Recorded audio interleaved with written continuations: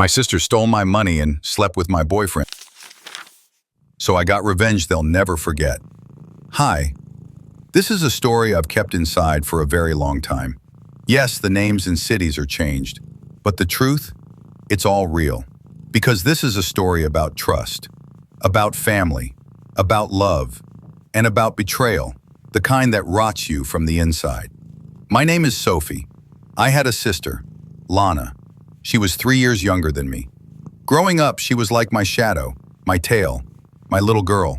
I dragged her with me everywhere, to clubs, on walks, to the store. We were close, but she always envied me, quietly, secretly. I felt it, but I ignored it, because she was my sister, because family. When I turned 24, I landed a job at a top agency. I got there on my own. No connections, from scratch. I worked like crazy, night shifts, noodles and water, but I made it. A new apartment, a trip to Spain, perfume that didn't come from the drugstore, and a boyfriend.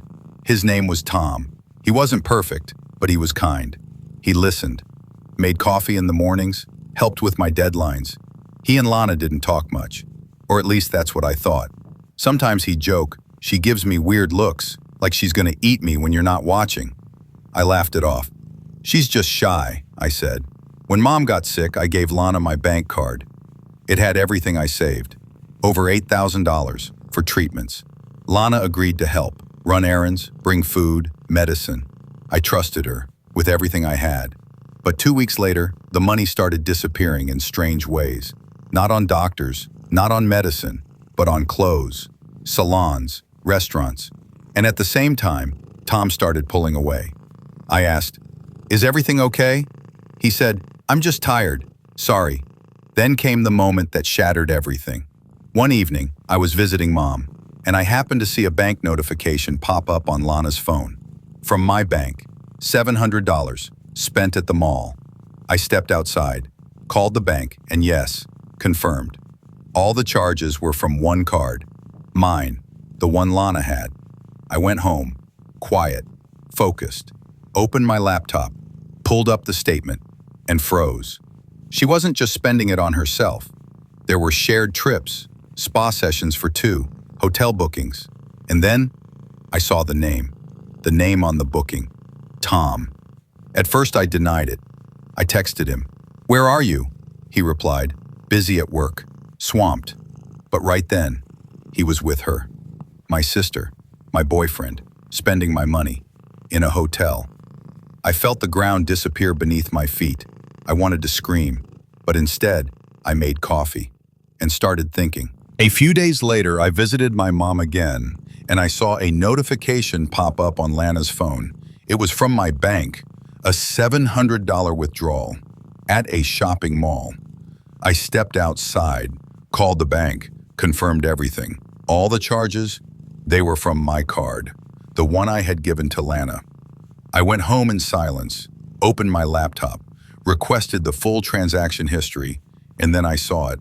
Spas for 2, restaurant bills, hotel bookings, not just solo expenses, not just for her. And then I saw his name. The hotel reservations were under Tom, my Tom. At first, I couldn't believe it. I messaged him, "Where are you?" He replied, "Just at work, it's been crazy." But I knew. In that moment I knew. He wasn't at work, he was in a hotel, with my sister, spending my money.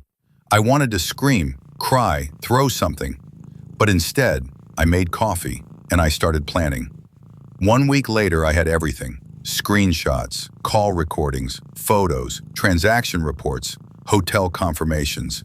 I reached out to a local TV show. They specialized in public exposés, cheaters, liars, scammers. I told them everything and they said, "We'll take it. Will you go on camera?" I said yes, but no face, just voice. And so, the episode aired, title, "She Stole from Her Sister and Slept with Her Boyfriend." It went viral. Messages started flooding in. Calls, comments. Lana got harassed at work. Tom, he quit his job. They blocked me everywhere, but I know they saw it. They had to. About a month later, Lana showed up at my door. No makeup, hair a mess, eyes red. "I don't know how it happened," she whispered. I didn't yell. I didn't cry. I just looked her straight in the eyes, and I said, "You betrayed me. You stole my life, my trust, my savings. You thought I'd just disappear? No, now you disappear." And I closed the door, forever. 6 months passed. I live alone now. No, I didn't become bitter. I just became different, stronger. Tom moved away, Lana disappeared. I don't look for them.